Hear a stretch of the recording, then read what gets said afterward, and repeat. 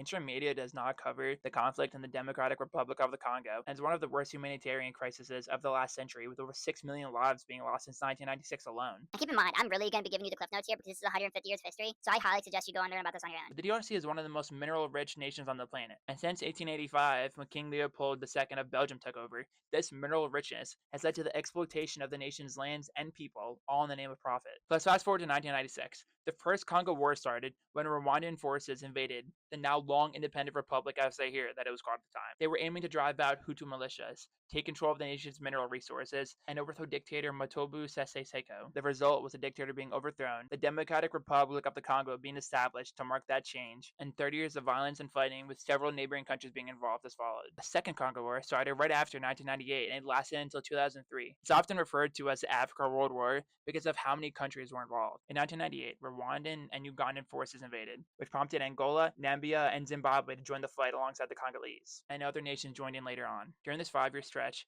upwards of an estimated 5.4 million people died, mostly due to malnourishment and disease. But fast forward to 2021, when the long-established M23 group, a Tutsi-led rebel group that's highly suspected to be Rwandan-backed, amped up attacks against the Congolese army. They've been at constant war since then, while committing unspeakable atrocities. Millions of Congolese have been displaced, and disease and malnourishment has run rampant. Estimates say that up to 20% of the population faces food insecurity, while upwards of 40 to 50% of children under 5 are chronically malnourished. Now, trigger warning for this next bit because it involves violence against women and children. But M23 weaponized sexual violence against civilians, with an estimated 81,000 sexual assaults being committed in 2025 alone, and up to 40% of those victims have been children. Children are also kidnapped and forced into labor or armed fighting, but all this fighting is for political power and for control over the nation's natural resources. It's one of the worst genocides in Earth's history, and so few people in the West talk about it, because so many people have this idea in their head of Africa being underdeveloped, third world, or that it's all self-inflicted, when really, it's colonial actions that got them there, and it's what keeps America ignorant to the truth today.